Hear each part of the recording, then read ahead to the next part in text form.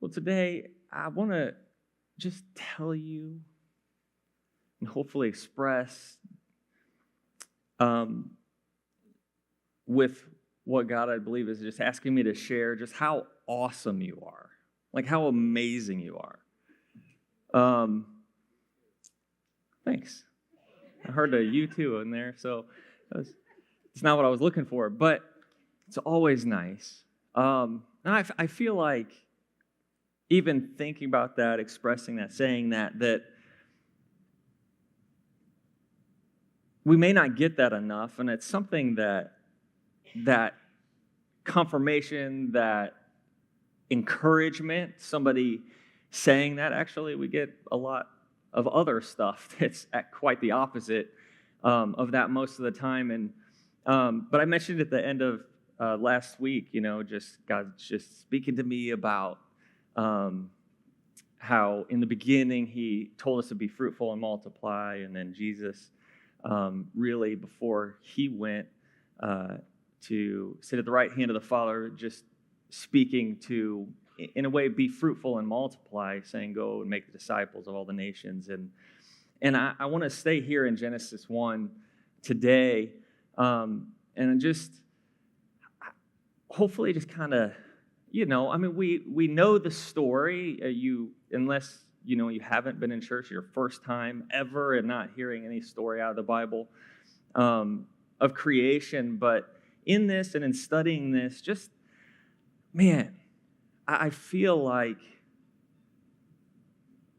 that you need this, that I need this, that God wants to speak to us about who He's created us to be, how awesome you are, how incredible it is that you're here, and He's created you to do great things. In Genesis 1:26, it says, then God said, let us make man in our image according to our likeness. Let them have dominion over the fish of the sea, over the birds of the air, and over the cattle, over all the earth, and over every creeping thing that creeps on the earth. So God created man in His own image. In the image of God, He created them, male and female, He created them. Then God blessed them, and God said to them, be fruitful and multiply, fill the earth and subdue it, and have dominion over the fish of the sea, over the birds of the air, and over every living thing that moves on the earth. That's some amazing stuff right there. I mean, amazing things about God, but in what I feel like He wants to share today, that amazing things about what He created, and of course the earth, every living thing, the grass, the trees, the animals, all things, He created them, which is blows my mind to think about how amazing He is. How creative and powerful, and I don't know, it's like when you just get in there and just start mulling some of this stuff over, and you're like, whoa. It makes your head just like spin, like how? And you think about, creating things.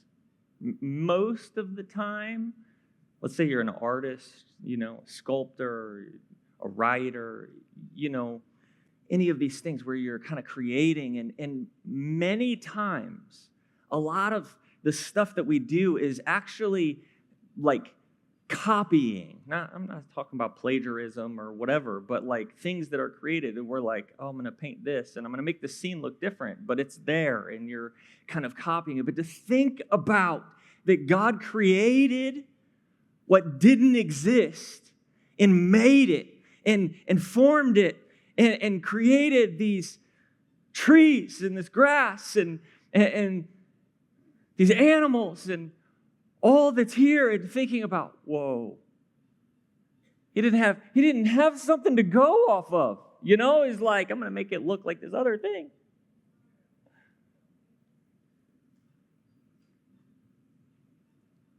But in verse 26, it says,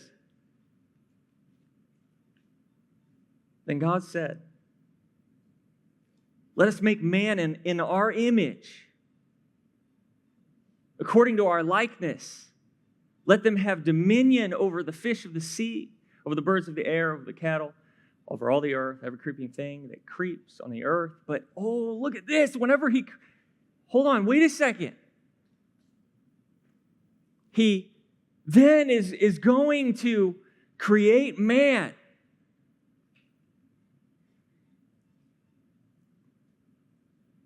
But he did have something to look at, to create in the image of. And he didn't say, I'm just going to create man and I'm just going to, out of my creativity, which he did out of his creativity, which he did out of his power and who he is. But for man, then he says, no, actually, let us create man in our image.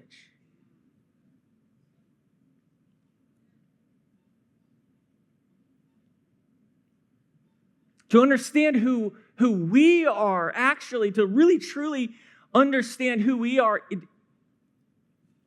in its fullest sense, and to really know, you can, study and become a philosopher and a scientist and all these things, but really to truly know who man is and what man is, or woman, and who humanity is, actually is to study who God is, to know God.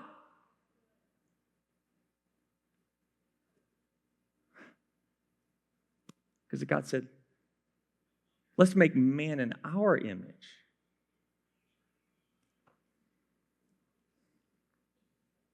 Man's different than any other created being, thing, animal. Separate.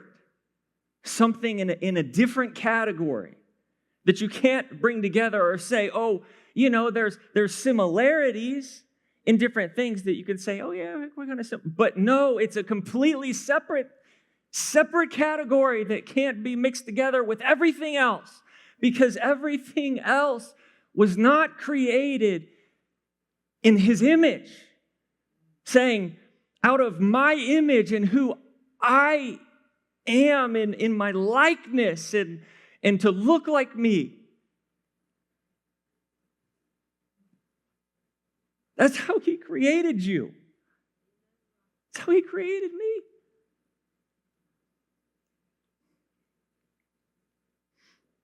Just step back. Well, maybe sit back for just a second to think that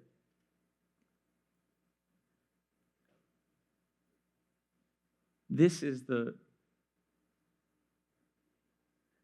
how Christ was able to come and live here on the earth with us, because we are created in his image. If we weren't like him in the ways that God created us like him, then he wouldn't be able to come as one of us. He couldn't come as a tiger,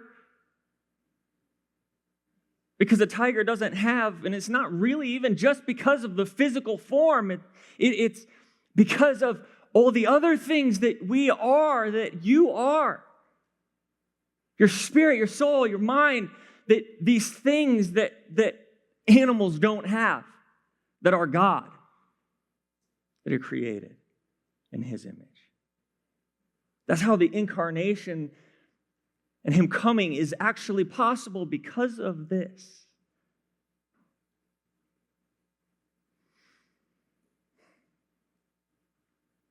And in thinking about that, whoa, that he created me, he created you, he created us with such similarity, in his image, and with enough likeness that he could come and be like one of us, with us, in this same image.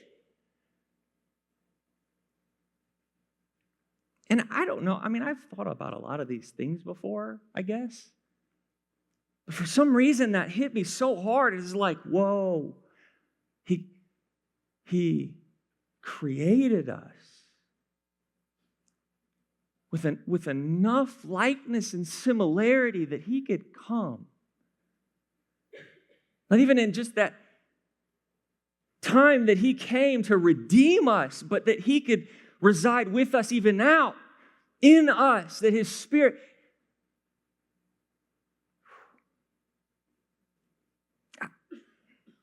I don't know if it gets you like it gets me. Maybe it does, but there's this value that is in you, that is in us, that's different than anything else because you are the image, the likeness of God. I think about that, talking about painters or, sculptors that, there's the creation, the thing. Let's just say it's a painting. The Mona Lisa, right? And that original is the most valuable thing. But if that painter paints another copy of it or a different version of it, that would be even so very valuable. But if somebody else created a copy, it's worth nothing.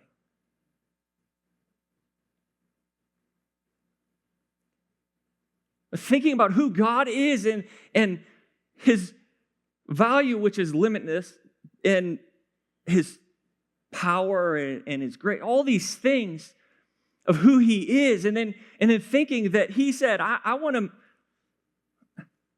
to create man and woman, and I want to create humanity, and I want them to be a likeness of me, to look like. Let's make them to look like us. This is what he says. This is what it says right here.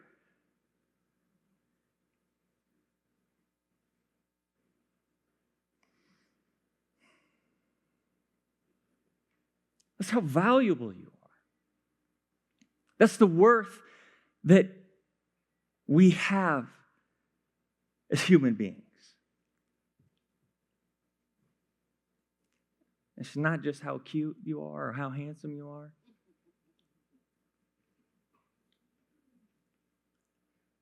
But it's because you have personality, you have understanding, you have knowledge, you can speak. You have a spirit. There's things that are in humanity that aren't in other things, that are God and who he is.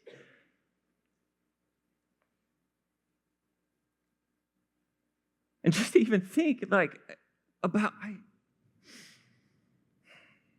the fact that we can have this relationship with God. Like animals have a relationship with God. There is creation. All creation worships him. All creation, the rocks will cry out. The rocks will even, they're going to worship and give glory to God. But they cannot have this relationship that we have been created to have with our Creator.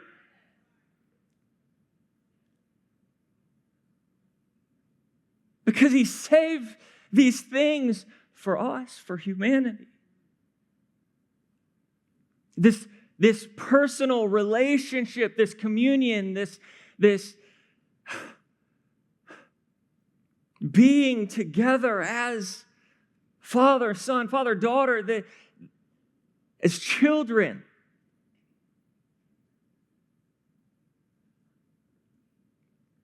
That was saved for us. for you and I. He says, let us create humanity in our image, in our likeness. That word image, if you look into that word, it means of resemblance, or even, I love this, it says something cut out. Like God cut out of who he is. He cut out of who he is to create you.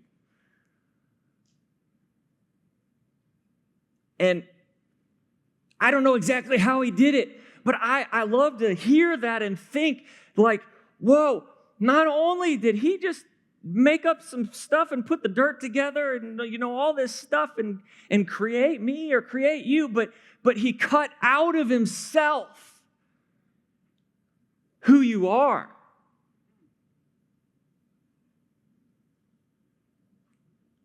I don't know if that's exactly what he did, but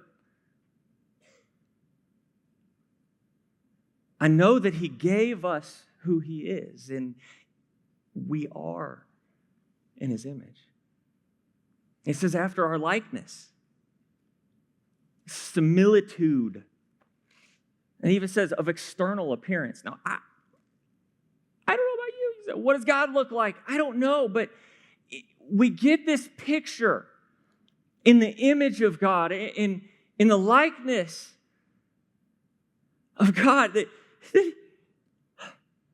I don't know how similar the similitude is. I don't know exactly what this means, but I believe that while a lot of this has to do with the spirit, the soul, the capacity to think and reason and feel and love the way that humans do, that is a lot of this. But also, I think that there is some similarity in the external likeness. At least there's something that says that that's a possibility.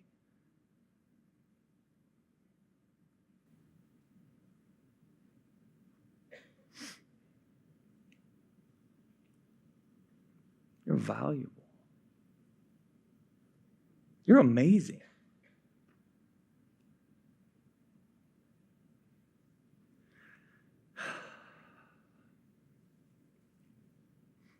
In verse 27, Genesis 1, 27 and 28.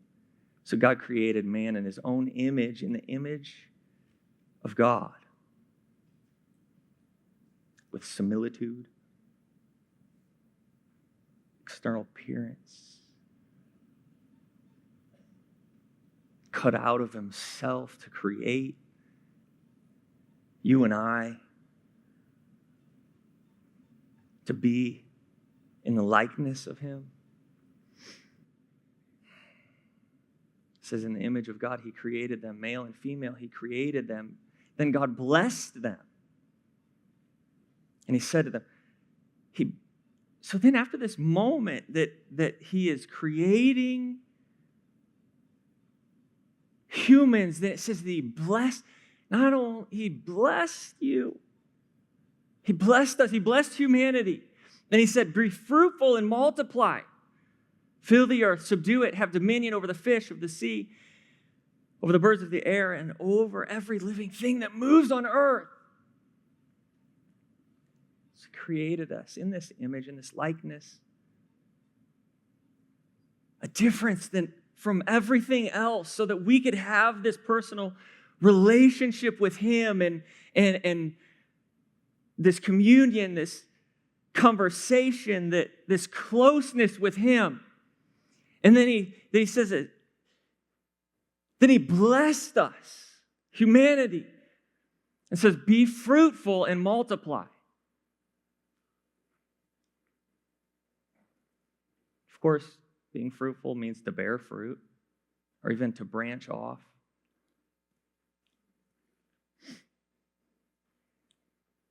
And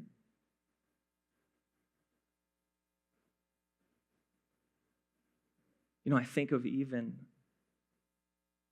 Jesus talking about the vine and the branches and bearing fruit and what we get. So we're created in his image and his likeness. And he talks about bearing fruit. But then Jesus talks about how that we have to be, look, we can bear fruit. We can do these things that we're created to do, but we have to be connected to the one that we're cut out of. It's like we've been cut out. Wow. Because of sin, we were cut from the tree. But because of Christ and who he is, we were grafted back in to the tree. That now we can actually get that life, that power of who he is directly because we're created like him in his likeness, because Christ has done what he's done, that we can be grafted back in, and then we can bear fruit. But we have to be connected.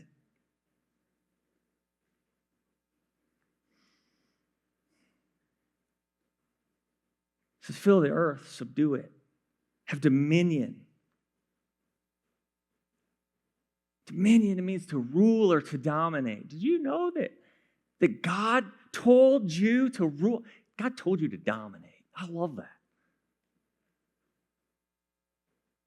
And we think of that in a way of a little bit of a negative sense, but how he spoke it was that we are to rule over. See, we are in this different place than everything else, right?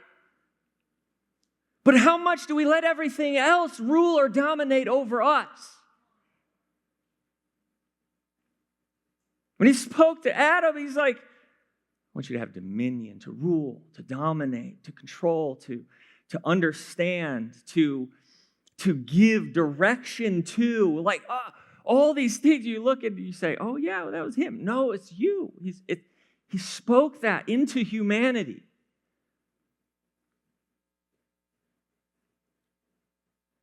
He spoke that to us to say that, wow, because of who you are and how he's created you, how amazing you are. How incredible it is that we've been created in his likeness to be like him, to look like him, to have what nothing else in creation has, and that he has created us in that way, and saying that you should rule and have dominion over the world around you. I'm not saying this, I'm not talking about other people. I'm just talking about, it's really a lot of times not other people, but just the stuff in the air that dominates us, like I was going to spend time with God, but man, where did the time go? It was this, it's like these things that really aren't things, that are up in the air. But no, he created you to rule over yourself and who you are, how you think, how you walk, how you interact with the world around you, all these things for you, not for somebody else. Or because somebody else says that, but for you to rule and dominate and direct your day.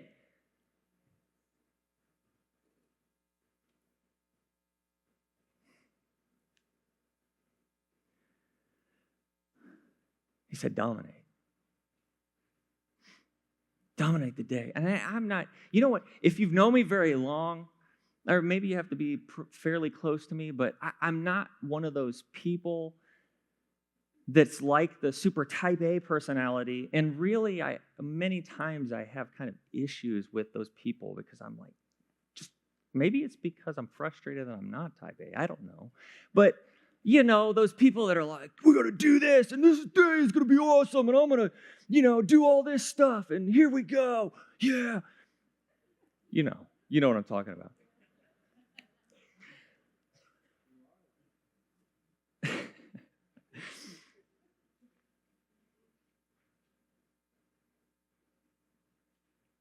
But not in a weird way or a controlling way or a pushy way or whatever, but God has created you to speak that way.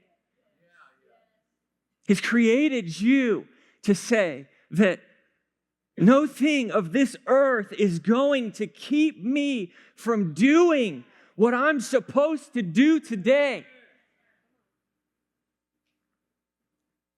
There's not, I don't know, whatever is going to keep me from being with God, from spending time with Him, from doing what He's asked me to do, being there's nothing that can stop me from doing that. There's nothing that can stop that. He has created you to speak that way, to dominate, to rule over and not allow things to rule over you. Verse 29, Genesis 1:29, and God said, see? He said, look around. He's telling you, look at all of these things that I've created. See, I have given you every herb that yields seed, which is on the face of the earth, and every tree whose fruit yields seed. To you it shall be for food. Also to every beast of the earth, to every bird of the air, and to everything that creeps on the earth, in which there is life, I have given every green herb for food. And it was so. Then God saw everything that He had made, and indeed it was very good. So the evening and the morning were the sixth day. It's a little cut-out side note of this, that we were created to be vegetarians. I know I'm sorry to say that. Probably most of you are too. But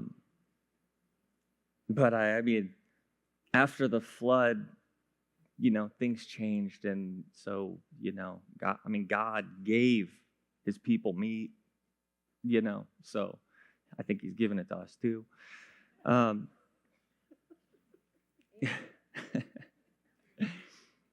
Like I said, that's just a side note. It's just an interesting thing, because you could read this and be like, see, God told, we're supposed to be vegetarians. And yes, that's how we were created. I don't know that that's how exactly we're supposed to live today, but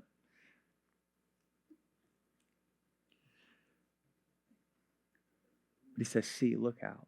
I've given you everything. He's told us to have dominion, to rule over. I've given you all this. Can you see it? But see it, not just to see it, but see it for what it is. To see you and I for who we are. Can we see who we are? And can we see that there's something different about everything else?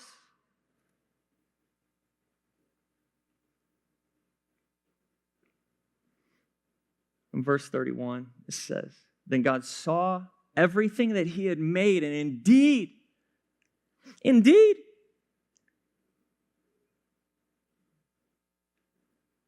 it was very good. It was very good.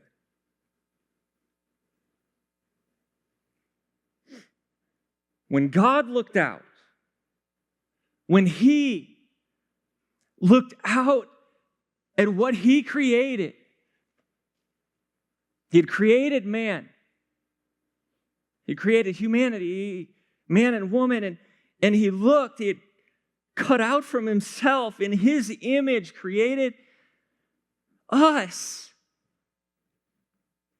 It spoke over you to have dominion, have authority, to rule. When He looked out and saw what He created, and I love it says, indeed. Of course. Of course, whenever he looked out to see what he created, he said it's very good. Not just it's good. Not just it's okay. Not pretty good. What does pretty good even mean? We had this conversation with Tori and her mother one time, because it's like, pretty good, is that more bad than good? Or is it more good than bad? Is it right in the middle? I don't know. It's not pretty good. It's not even just good. But indeed, it was very good. When he looks and he sees you, when he sees me, when he sees us, when God looks and he sees us in what he created, he looks and he says, oh, wow, that's very good. I've created something amazing. I've created something beautiful or handsome. I've created something that looks like and has the image of who I am. It's able to think and speak and love, and it's able to be like me, even if it's just a percentage, probably a small, very small percentage, but like him. He says, wow, what I've created is so very good. Bless you. He looked at you. I think he looked at you. He looked at you and said, it's very good. That's amazing. What I've created is one of a kind.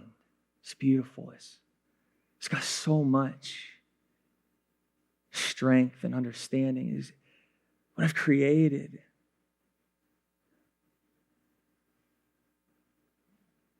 Looks like me and is able to have this relationship. Wow, what I created is so good, so good.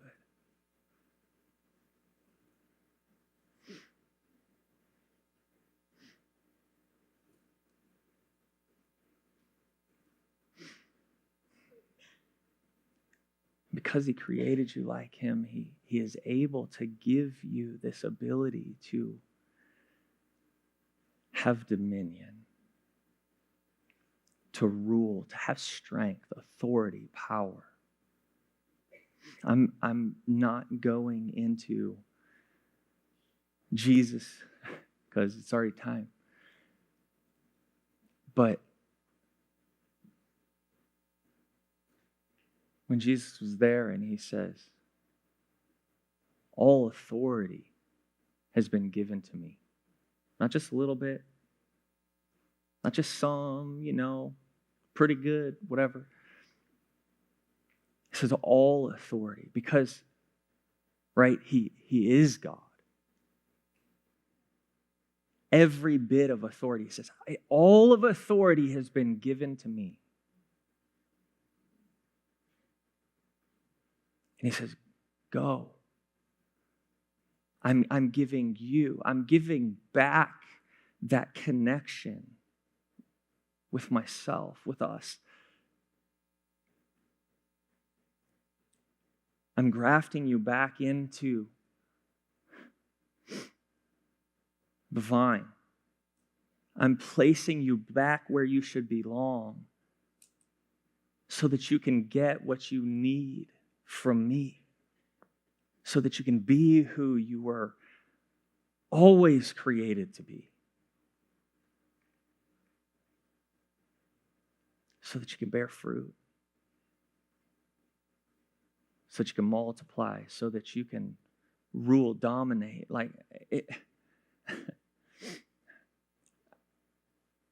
I don't want to be a broken off twig. It's still a stick. It just doesn't do anything. It doesn't produce anything. It gets brittle. I haven't listed all the things off, but I could just think off the top of my head how many different ways I could parallel being a broken off twig. to us whenever we're disconnected from the vine that we're supposed to be connected to, when we're disconnected from God. See, when we're connected, when that branch is connected, it has life in it, of course. It is able to bear fruit. It's able to have leaves. There's things that can be seen that show that we're connected to the vine. The fruit is multiplication. The leaves are the beauty of what we get to show of who God is, being connected to that vine. When we're broken off, you know what happens? We dry up. The life stops. When we're connected, there's strength. There's this rigidness, but flexibility and to not be broken when the wind comes. But a dead branch, I actually had to cut off so many dead branches off of my trees this last week. And it was like you could just push them and they just break off. I mean, they actually were just breaking off from the wind that had happened. But being disconnected, not getting the life from the tree, they're brittle. They just break. They can't produce anything.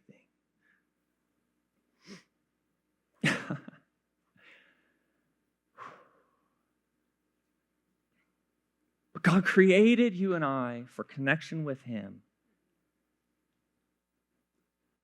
That's why He created you in His image and gave you, cut out from Himself, who He is. That you could actually have this connection with Him. It's so different than anything else. And He looks out and He says, that's very, very good. I love what I created. It's beautiful. It's exactly what I wanted. Would you stand with me?